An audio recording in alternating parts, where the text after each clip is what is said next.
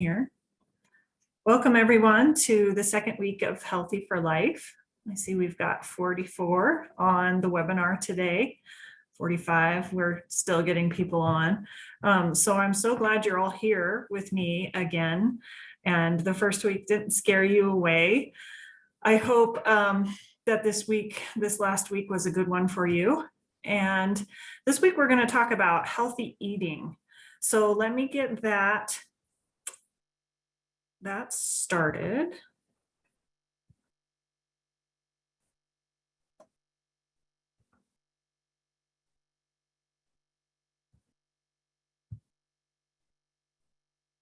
So hopefully you all can see the presentation now, as well as me probably. Okay, wonderful. Thank you so much. So healthy eating, what is it?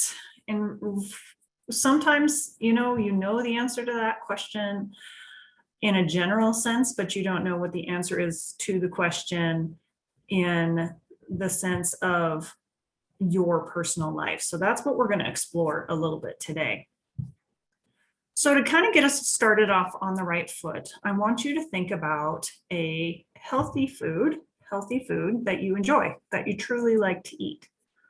And that's going to be different for everyone. And if you want to share it in the chat box so other people can see, then I would love that. Healthy food that I really enjoy. I really love greens, cooked greens. And I have ever since I was a little kid. I don't know if it's because my mom had a garden when I was growing up, but I've always loved cooked spinach, and we just had broccoli rabe in some pasta earlier this week in our house, and I just love that. That's something that I love the taste, and I look forward to it, and it makes me feel good.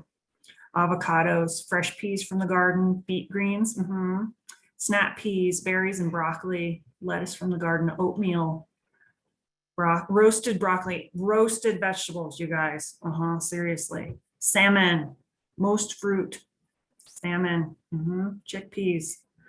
Yeah, so the whole point of this little exercise is to get your mind going that direction, because when you think about healthy eating, so often we think about deprivation and having to eat lettuce if you don't like lettuce, and all of those kinds of things. But I am going to float the idea that healthy eating is actually an exciting thing. It's something that you can look forward to. It's something you can get better at. It's something that can broaden your diet and your horizons. So hopefully this is something you can get excited about today.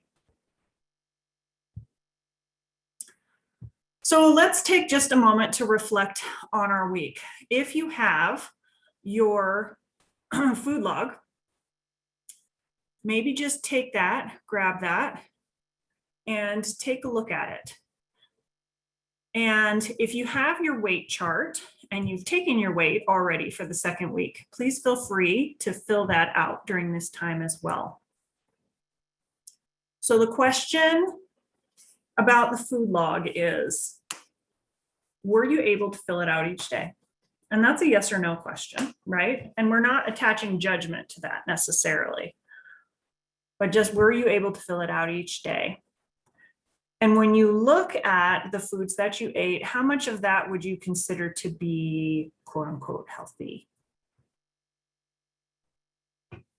And then just make a note about how you feel like you did this week. And it's again, asking for a judgment, but it's going to be unique to each of us. So, whatever it is about this last week that stands out to you, if you enjoyed tracking your food, if you felt like tracking your food made a difference in how you were eating, if there was anything that got in the way of tracking your food that you feel like you might need to focus on, just whatever first comes to mind. It doesn't have to be the perfect response or anything like that.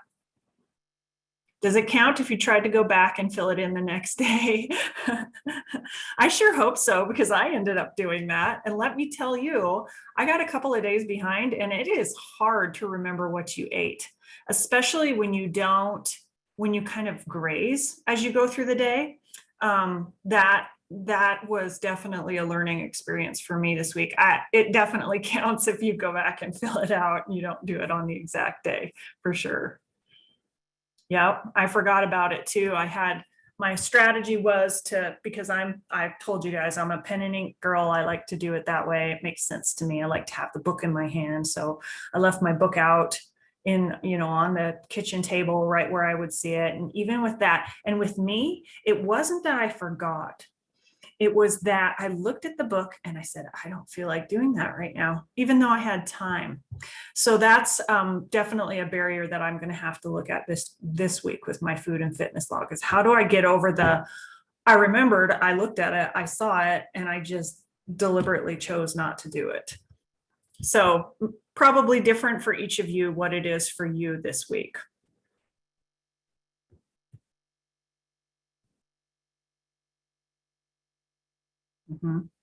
Yeah. All right.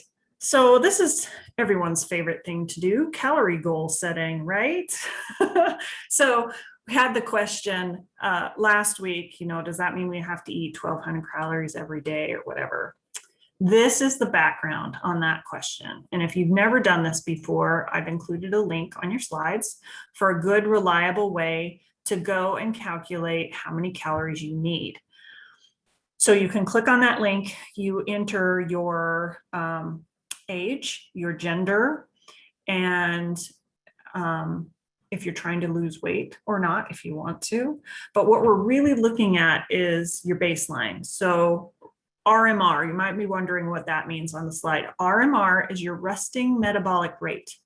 So that means if you did really no activity, you were pretty much sedentary all day long and didn't really move around a whole lot, that is a resting metabolic rate.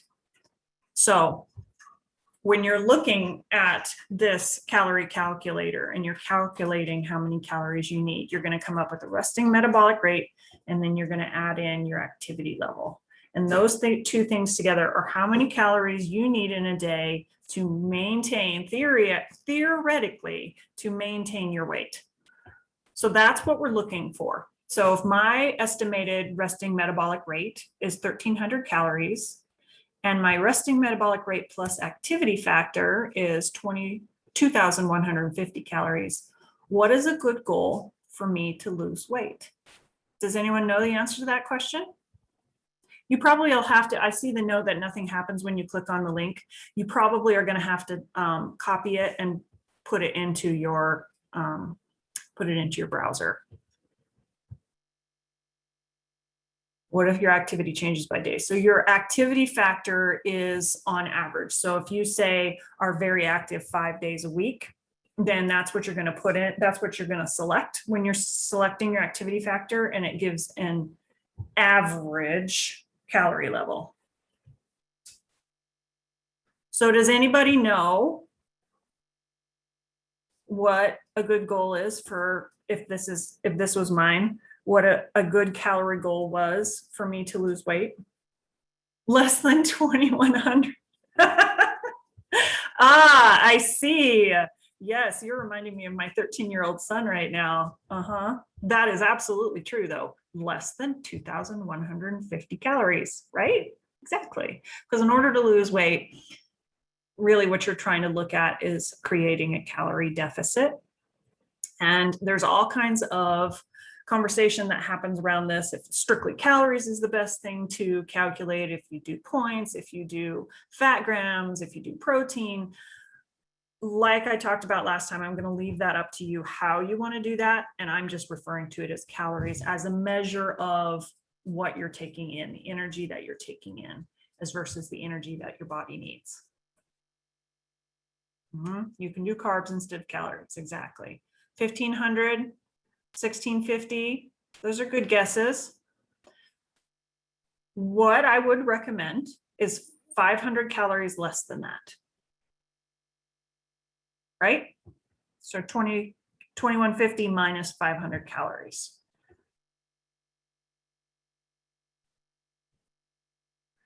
So to lose weight, you must take in less energy, since we don't like the word calories, less energy than you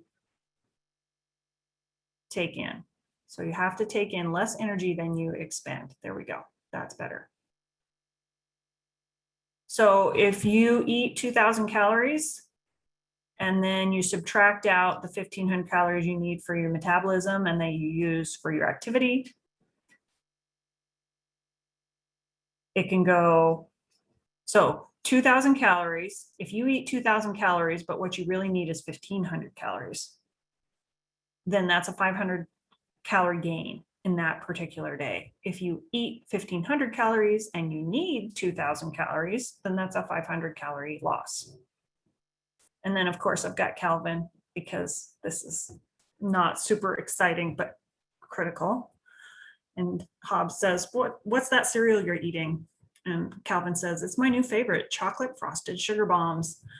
And Calvin says, have a taste. And Hobbs says, thank you. And then Hobbs goes, oh, it's so sweet. Oh.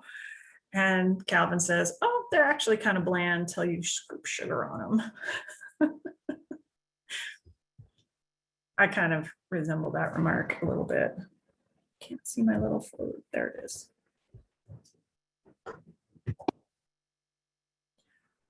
So I'm going to go a little far. So weight loss is easy. Did you notice the title on this slide? Weight loss is easy. Because on the next slide, the title is Said No One Ever. And we talked about this last time. We're going to reiterate it. And you probably have realized it now that you've tracked your food. Losing weight is not easy. And one of my favorite sentences in the whole world to address the question on the chat, is it proven that a calorie deficit alone, all things remaining equal, will produce weight loss? This is what I'm going to say, is human metabolism is notoriously resistant to simple math. So what we're looking for here is a place to start, right? We're looking for a place to start, and then we're looking for how your body responds to that. So that's why with the food and fitness log, we're going to progress this week into doing serving sizes and optionally calories, because we're definitely doing calories next week, because we need to know what we're taking in. We need to have some sort of a measurement of what we think might be about what we need each day. And then we need to compare that to, am I losing weight? Am I not losing weight? Am I maintaining weight? So that we can fine tune that a little bit, because human metabolism is notoriously resistant to simple math, right? There's no such thing as an average person. You all are individuals. You all have different needs. You all have different lifestyles. So as far as the question, is it proven that a calorie deficit alone, all things remaining equal, will produce weight loss? Yes, it is. If you were in a bubble and we could control all things and make sure they were all the same, and we decreased how many calories you were getting, you would lose weight to a certain extent. Because again, each person is individual. Even if we did that in a bubble and we controlled all the stuff that we could, we can't control what's happening inside of your body so much. So the quality of your calories matters just as much as the quantity of your calories. When you think about, when you look at that food and fitness log, think about what the quality is of the calories that you're taking in, because 200 calories of broccoli is not the same as 200 calories of jelly beans. It's not the same in how your body metabolizes it. It's not the same in the benefits or lack thereof that it gives to your body. Start to think about what healthy swaps you can make to keep the amount of food that you eat the same, but decrease the calories. That's an interesting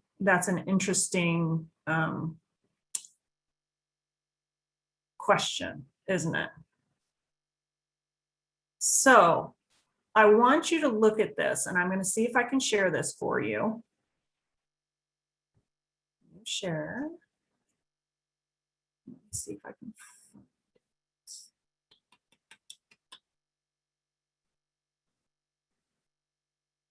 Here we go. All right.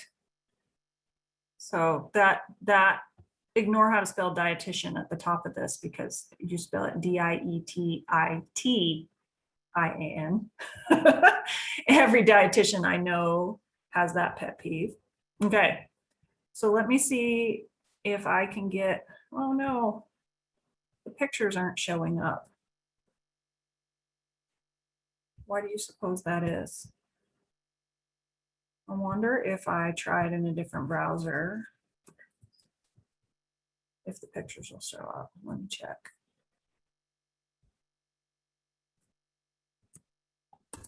Because this is really interesting. I loved the way that she did these. Okay, there we go. Let me switch here.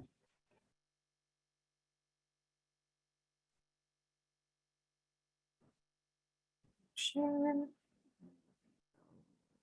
Here.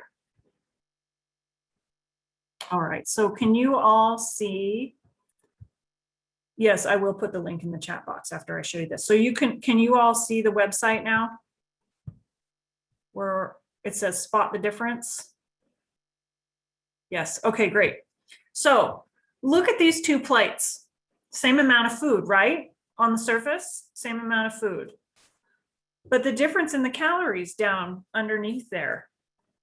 What do you think she changed between the two plates? Can you tell?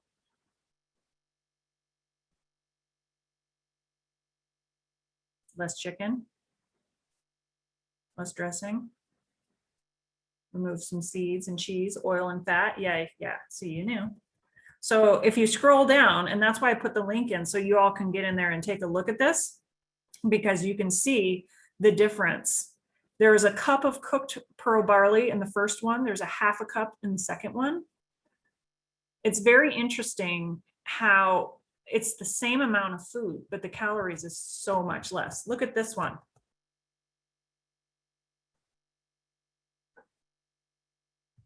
Right?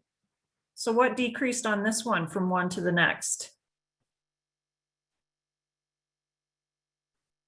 Yeah, decrease the amount of oats. Yeah, took out the raisins and put in blueberries instead.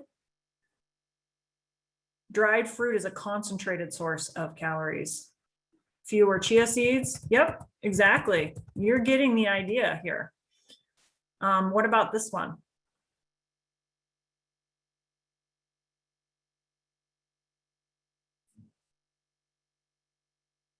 A little bit less salmon, fewer noodles. Yeah, there's veggie noodles in there. Those look like zoodles, don't they? They look like zucchini noodles, which by the way are delicious if you've never tried them. Yeah, you're getting the idea. And when you look at these, which plate maybe looks more appetizing? This is a good question, right? The plate with more color looks more appetizing to me.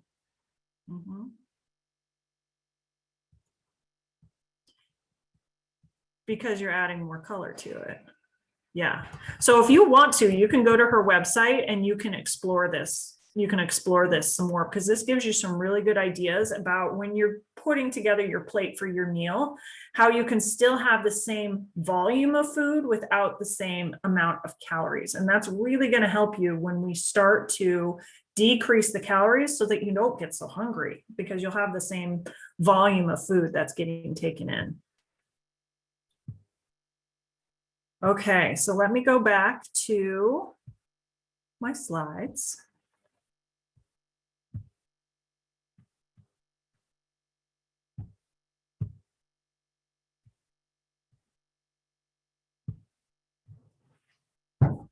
So hopefully this is starting to put the framework up to you, what for the Healthy for Life program we really consider to be healthy eating. So what's the definition of a diet? I shared it last time. A diet is a lifelong way of eating that supports the best health for you. That's what we are going for. If you want to think about this as being a diet, this is a lifelong way of eating that supports the best health for you, which means the things on those plates are going to be a little bit different for each person depending on what your needs are. And that's why you need to educate yourself. Nobody can do it for you. You can't read it from a book.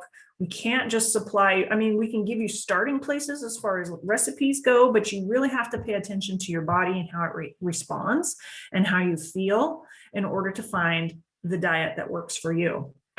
So focus on things that you like to eat. What were those things that came to your mind when you said, what are healthy foods that I like to eat? Whole grains, fruits and veggies, beans, nuts, fish, lean protein, low-fat dairy, all of that stuff, that's the prescribed quote unquote healthy diet, food pyramid. Most of you know what that is, but how does it look for you? This is how I describe for my children how to put together your meals. So you're looking for a variety of healthy foods each day. You're not, sorry about that.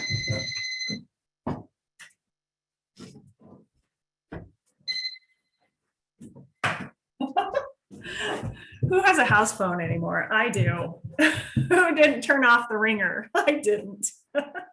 Sorry about that. So when you're thinking about how to put together your meals, this is a really simple way to think about it because you want to have variety. So think about if you're going to make yourself a snack, make sure the snack has 2 food groups in it. If you're going to make yourself a breakfast, make sure it has 3 food groups in it. If you're going to make yourself lunch or dinner, it should have 4 or more food groups in it, right? In that way, when you're thinking about food groups, you don't just have an apple or you don't just have a glass of milk. That kind of helps to build in that variety into what you're putting on your plate. And as we get into this calorie counting, the temptation really is to say, I know how much calories is in that. I'm going to eat it every single day. And what I would propose to you is, while that's all right to a certain extent, try and expand your horizons a little bit, because we're going to a lifelong way of eating, which means you're not probably going to want to eat oatmeal every single day for the rest of your life. And this, again, learning curve is like this right now, right? It's really steep. So don't worry about it so much right now. Just keep that in mind as we go through time, as you go into the future. Like, be curious and keep looking for recipes and for different things. And don't be afraid to put in the work if you want to try something, to calculate those calories out so that you know what's in them. As you start to become aware of this, as you start to calculate your calories, don't just think about calories, think about nutrition content. And this is where using one of those apps, like on your phone or on your computer, can be really helpful, because a lot of them will also do nutrient content for you. They'll say how many vitamins and minerals that you're taking in, how much fat, how much carbohydrate, how much protein, and that can be really useful. So if you're someone like me, you may want to consider, instead of the pen and paper, to consider getting something on your phone and giving that a try. A question I also ask myself is, what does the food give back to me? Does the food give anything back to me? I have a hard time with sugar. And so when I'm thinking about it, it's like, is this giving anything back to me right now? Or is it just calories? Is there anything else in this food that's good for me? So that's sometimes a good way to think about it as well. So tips and tricks: focus on nutrient-rich food as much as you can. When you're putting together, when you're thinking to yourself, oh, I'm feeling hungry, it's time for breakfast, it's time for lunch, think about nutrient-rich food. What does it give back to you? Easy ways to decrease the amount of calories you're eating and maybe not notice it at all is to use small serving dishes and utensils. And there's a story I like to tell about a study that they did, and they were studying how many calories people would eat based on how big the serving size was, how big their dishes and utensils would be. And they did it on all kinds of different groups of people, but they actually did it with registered dietitians. And they told the registered dietitians that that's what they were studying. And they had 2 groups. Of course, they had one group that had large plates. They sent them through a buffet line. There's one group that had large plates. They knew the purpose of the study was to test how big their serving sizes were. And the people in the group who had the larger plates, registered dietitians who knew what they were testing, took larger serving sizes than the people who had the smaller plates and the smaller serving utensils. So that tip is actually super useful. Don't eat your dinner on a dinner size plate that's this big. try eating it on a salad sized plate instead. If you're going to have some ice cream, don't eat it in a big bowl. Get yourself, I eat my ice cream actually in a coffee cup, one of the little coffee cups, not one of the great big Yetis or anything like that, but like an actual little coffee cup, right? Because then your serving sizes are smaller and you don't even notice it. Drink lots of water throughout the day. Have a full glass of water, infused if you would like, because I know not everybody likes the taste of water, with each meal. When you start feeling hungry or snacky, have a glass of water, because I am here to tell you that low level dehydration feels a lot like hunger in your body. So you're not actually thirsty yet, but you have low level dehydration going on, which a lot of us do. Have a glass of water, hydrate yourself. Eat consistently throughout the day. Try not to do the thing where you don't eat anything for breakfast, then you eat a tiny little lunch, and then when you get to dinner, you're starving to death, so you have a huge meal at dinner. Try and just spread that out a little bit more evenly throughout the day, because that'll help keep your metabolism going throughout the day and have your body less likely to try and hold on to what you're consuming. Eat consciously as much as you can. Try not to look at your phone. Try not to look at your computer. Try not to eat while you're driving. Try and sit down and have a meal without any of those distractions, so you can think about what you're doing. Put it away, out of sight, out of mind. This works so well for me. If I leave something on the counter that I don't want to eat, I'm going to eat twice as much of it as if I just simply put it into the cupboard. It's like 2 feet difference, but because I can't see it, it makes a big difference. Decrease the portion size of high calorie foods and increase the portion size of low calorie foods. So like, I don't know if you noticed the taco example, but I like to, rather than having a taco shell with my tacos, I make a taco salad. And my plate looks like it's twice as full as the rest of my family's plates, but I'm actually taking in the same, if not less calories than they are, just by that one little swap. Or just have a little bit of tortilla and have a salad on the side. That works too. So no problem foods in your home. I refer to them as landmines, and you want your house to be your safe place. So I know this is tough if you've got kids or spouses or other people in your house that like to eat things that maybe are a problem food for you. So my recommendation for you is, if there's a problem food for you, if there's a food that if it's in the house, you're going to eat it and you're probably going to eat too much of it, then find a way to get that out of your house.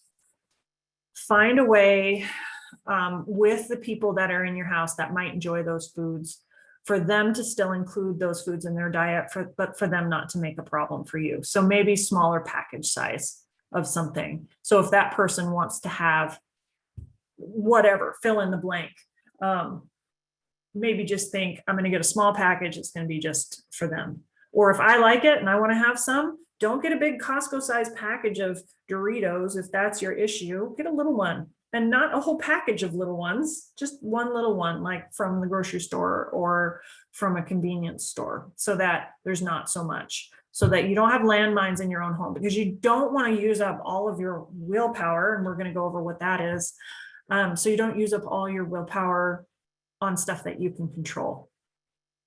And limit exposure to environmental cues. We'll go over environmental cues a little bit later, but I think you probably know what that is. That's stuff you see on social media. It's stuff you see on signs as you're driving around town. It's stuff that you see on the TV if you're watching the TV. It's food that you've left out on the counter. It's the fact that you always eat lunch at noon.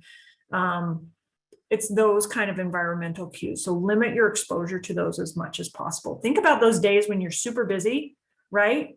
You're really, really busy. Maybe you're cleaning out the garage or something like that. You're physically active. You're moving around. Think about how much you eat on those days, because you're not just sitting and looking at a computer or a screen that might have all kinds of cues that you should eat or that you're hungry, right? So limit your exposure to those things. Okay, so what can you get for 300 calories? This is just kind of another way to look at, we're not looking at, how do you modify the plate so that you have the same size of food but less calories? What we're looking at here is what's an equivalent like breakfast in this example for 300 calories as versus different food choice for 300 calories. So this is not going to be a surprise how this looks. There's going to be a heck of a lot more food on the plate if you make healthy choices. So look at all that food you can get. And I'm sorry for the food porn. That's what I call it. I said food porn because this is like not necessarily stuff that I would deliberately expose yourself to all the time. So pardon me doing this to you right at lunchtime. Here's another example, right? Isn't that crazy?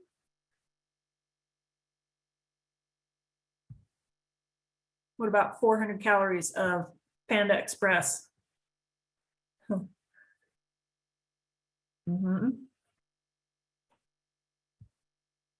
So hopefully you can see, and this is making the point that those food choices, that healthy eating is about making food choices. And we make hundreds of those every day, whether it's on purpose, consciously or unconsciously, but we make them every day. So as much as we can prepare ourselves for that and make good choices, we'll do better. So review your food log and look at it from the last week. Again, we're not judging this right now because we weren't trying to make any changes. What we're trying to do is get an idea of what you were currently eating. So look at your food log and circle a few of the foods that are high in calories.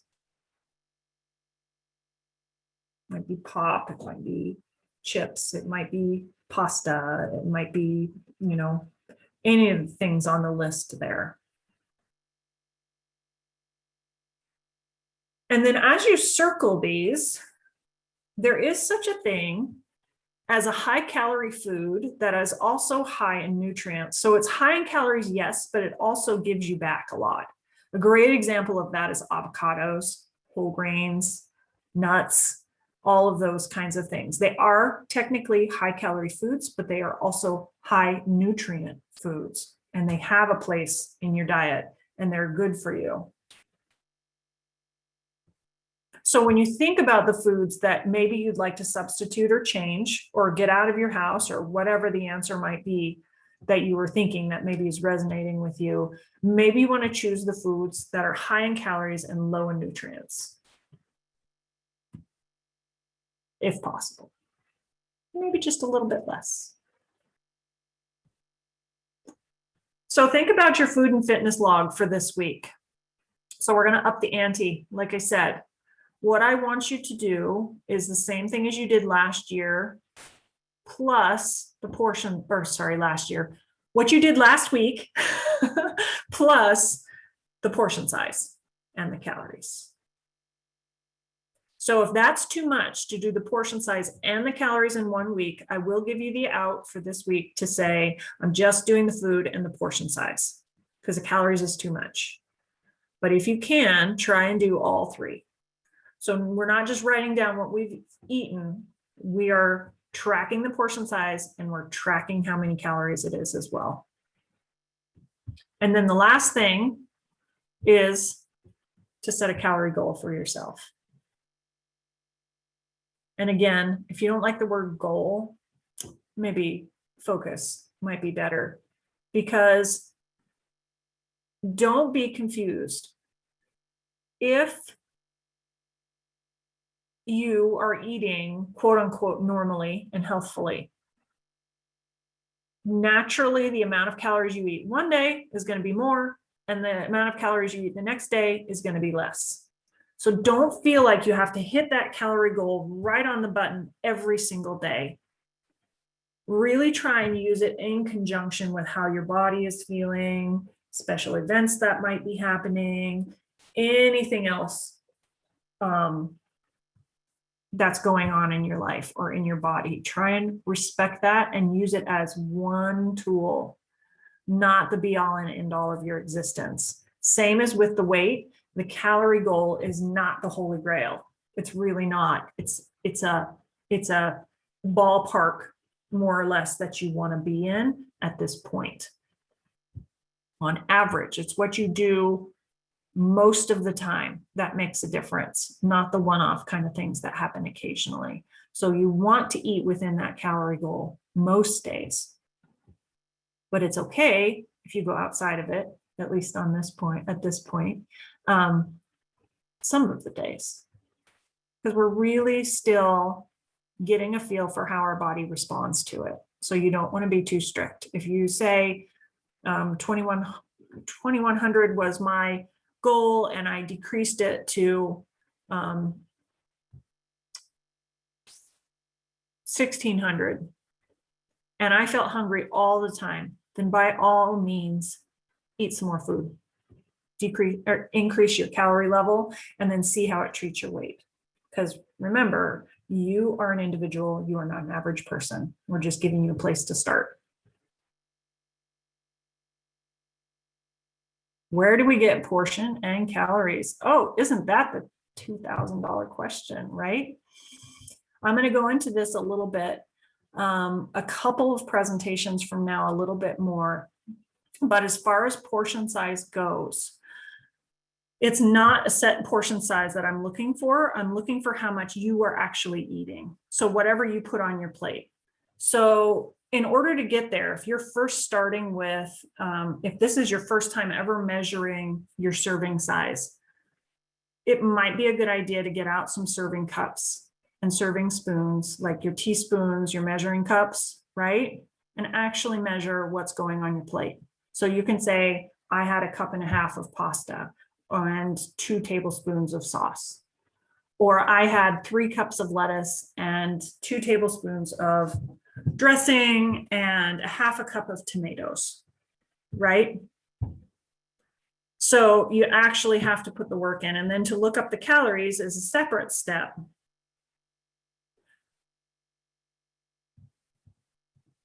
I feel like it's important for us all to get a feel of how many calories we're actually taking in. And I'm going to float the idea to you of using some sort of computerized calorie tracking app. You can, if you would like to, send me a message and I will send you a Calorie King calorie counter book. It's a little book. It's about, 4 inches wide by about 6 inches tall. So it's small enough to go into a purse or a back pocket. And I can send that to you if you don't want to use your phone or a computer to look up the calories and you don't eat all packaged foods, because packaged foods will have the nutrition facts on it. Then I can send that to you. So just let me know. Yep, food scale. Yeah, food scale. Mm-hmm. Yes, you can do portion size and carbs. Absolutely. Again, I'm going to refer to it as calories for purposes of the presentation for brevity's sake. But if you're doing carbs, if you're doing points, if you're doing fat grams, all of that works instead of calories. Okay, so that's fine. Portion size and carbs is fine. Yep. Yes, please. Sometimes MyFitnessPal doesn't have the exact food. So Misty, yeah, send me an email with your address so I know where to send it. Yeah, that's a good thing to touch on really briefly too. If you're using one of those computerized systems, they may not have the exact food in there. At this point, it is okay to estimate. It is okay to make a substitution. So if you went to Panda Express and you got the whatever, fill in the blank, and MyFitnessPal doesn't have that exact thing, you can look up Chinese food and then whatever it is that you chose, and then put the serving size and use that instead of that exact thing. Because a lot of the time you can find a substitution. You can find a food that's going to have the same general number of calories, but it's not the exact thing that you ate, and that's okay to do.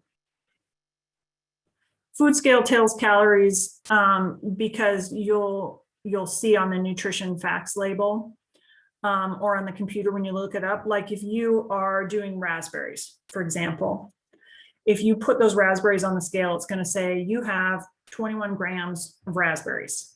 Then when you go onto the computer or you look on your Calorie King book, it's going to say raspberries have 5 calories per gram. So then you'll say, I did 21 grams, it has 5 calories per gram, 21 times 5 is the number of calories. And I totally don't know if that's accurate with raspberries. I'm just using it for a source of examples. So good question. Hopefully that answers the question. So here is your pep talk, because I'm your hype girl, right? Here's your pep talk for a successful food and fitness log, because we're really trying to get in the habit of doing that right now, because it's really, really, really, really, really important as we go out of the gate that we actually know where we're at with what we're taking in. So we need to commit to it. I need to commit to it. I need to not look at my food and fitness log and be like, I'm going to do it later. I need to do it right then. And I need to do it while it's fresh in my mind. So I'm not going, what did I eat on Tuesday? I can't remember what I ate on Tuesday. I need to do it right then so it's fresh in my mind. So that, a lot of it, I refer to it as jumping in as versus leaning in. So you're not really thinking about it anymore. You've decided, I am 100% for sure going to do that. And I'm going to do it more days than I don't do it. If you have something come up and you can't get one day done, that is okay. Remember, we're not about perfection. We're not perfect people. Nobody's perfect, right?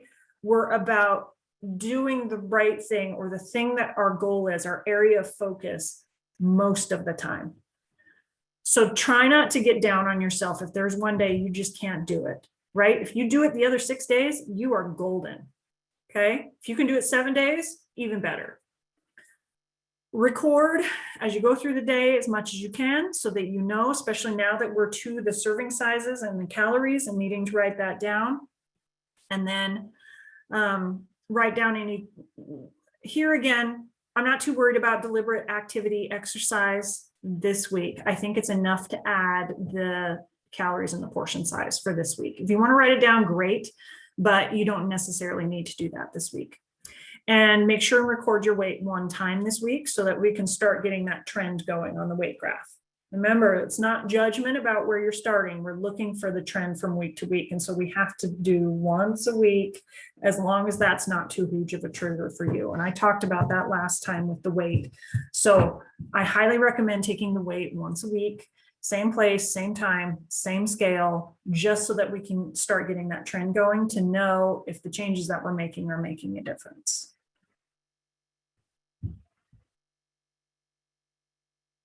You have recommendations for when you're on a trip. We have a future webinar where we'll talk about how to manage that. But recommendations for when you're on a trip is you are figuring out what works for you. It can be helpful to, again, have something you can do when you're on your phone, or have a portable little food and fitness log that can go in your purse or whatever the thing is. If you're going on a trip for a couple of days and you know there's no way you're going to be able to track your calories during that time, then maybe you're just going to write down the portion size of what you eat. And then when you get back to a computer at the end of your trip, then you go through and you calculate the calories. That can work too. It's not ideal, but it can work too. So try and be flexible with yourself, and maybe just sit down and think to yourself, just have that deliberate thought process. Okay, since my area of focus is I want to track my food, I know this trip is coming up. So how will I be able to track my food when I'm on my trip? And then just write down what some of your ideas are there. And if you want to talk through that with me, or if you want to set up with a health coach, just remember those health coaches are available to you, and they can talk you through those kinds of things. They can, spend the time to actually have you verbalize and bounce ideas off of them. So that's available. Don't forget. So troubleshooting is always important. This is a great example of troubleshooting. I have a trip coming up. What do I do? So think about it. Think about why it's going to be difficult, or why it was difficult and you didn't do it, and what's one way that you can overcome that barrier.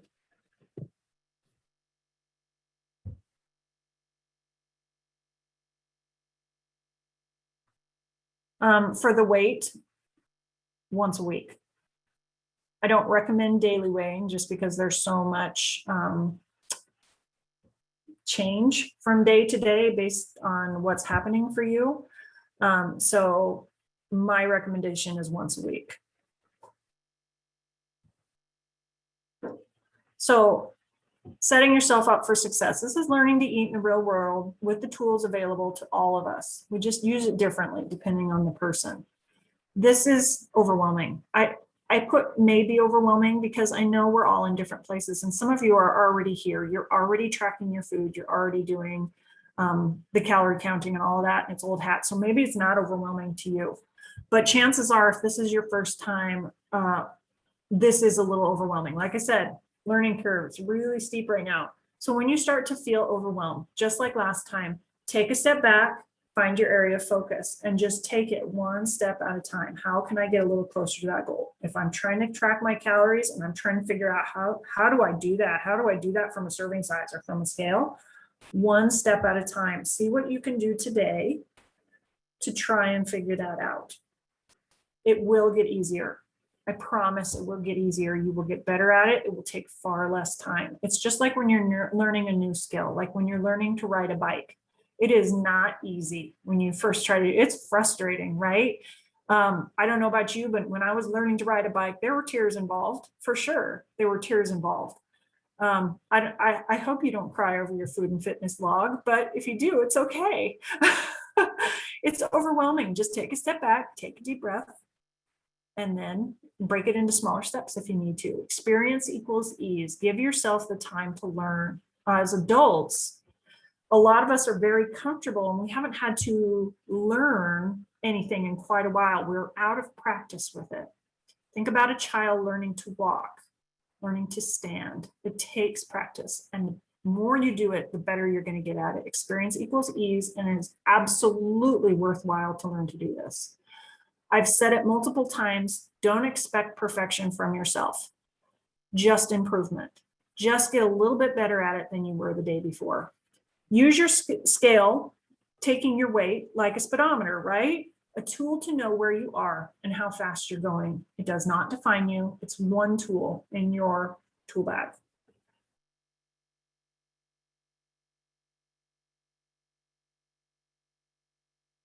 I was reading the comment in the chat about using the Fitbit food tracking app, and I think Fitbit is an awesome food tracking app. I think it works really well. If that one works for you and you like it, absolutely use the Fitbit app. Take daily weights for a week and divide it by 7. Yeah, absolutely. That's like basic math, right? Taking the average of all of them. If you want to take your weight daily and it doesn't throw you for a loop, then yeah, take all 7 of them, divide it by 7, or 7 days worth of weights, add them together, divide it by 7, and that gives you your average weight for the week.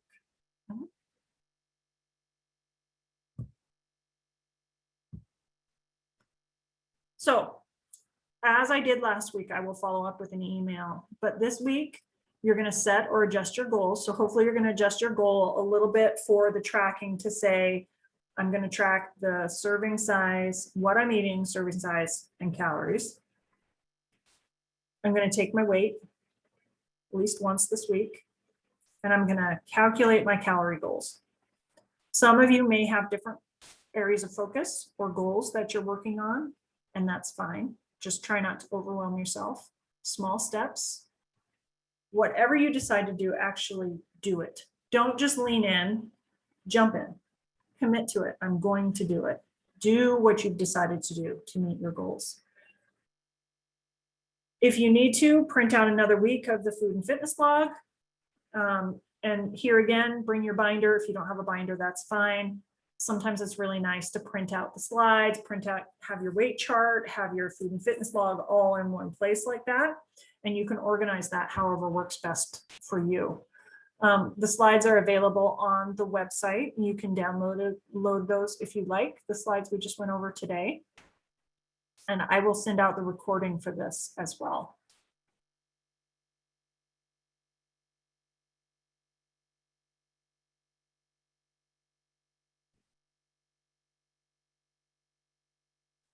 So we're going to end with a little Calvin, as usual, as per my usual. And Calvin says, wow, it really snowed last night. Isn't it wonderful? Hobbes says, everything familiar has disappeared. The world looks brand new. Calvin says, a new year, a fresh, clean start. It's like having a big white sheet of paper to draw on, a day full of possibilities. It's a magical world, Hobbs, old buddy. Let's go exploring. So think about it as much as you can like that. You're exploring. It's something new. It's something hopefully exciting that you're going to find out new things this week and you're going to try new things this week. So when you start to feel overwhelmed, see if maybe you can change your thought process. Say, I'm exploring something new. I'm trying something new. It's exciting and I'm going to learn new things this week and it's going to be wonderful. All right, so what questions? My goal was to walk the dog 3 times. The weather didn't agree, but we worked out at the gym twice at least. Yeah. Remember to adjust your goals if you need to. Every one of you on this is an adult, right? So if you said, I'm going to walk the dog 3 times this week, the weather didn't agree with you, so you went to the gym instead, that is totally okay. No problem. In fact, good job. You get a gold star because you were able to think outside the box, right? These are your goals right here, but there was something that got in the way. So on the fly, I adjusted it and did something different. That's great. Good job. I'm gonna make these bigger and see if I missed any questions.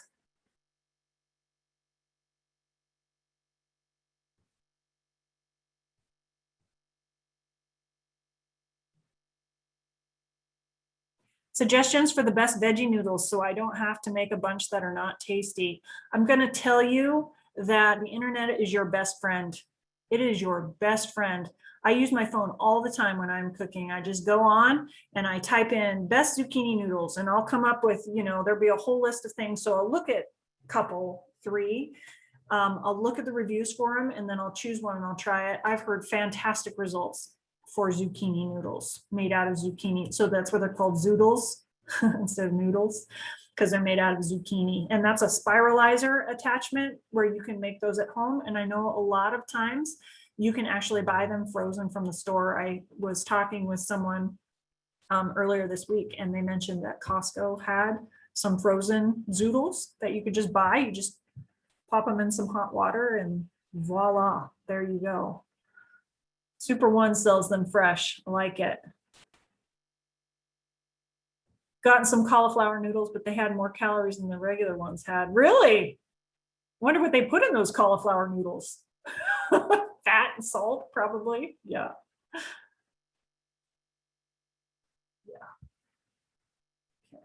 Any questions, rather than me scrolling up through all of the comments, are there any questions that I didn't answer that you would still like for me to answer?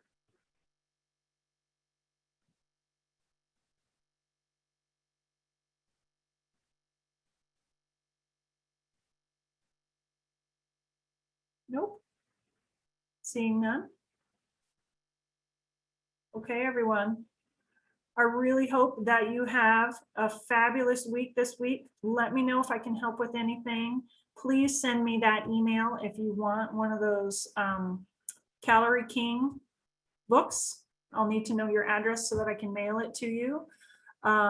Or if you have any questions about getting in contact with a health coach, I can help facilitate that for you. Just let me know if there's anything that I can assist with.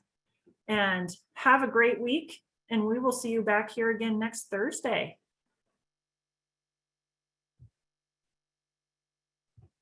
Bye, everybody.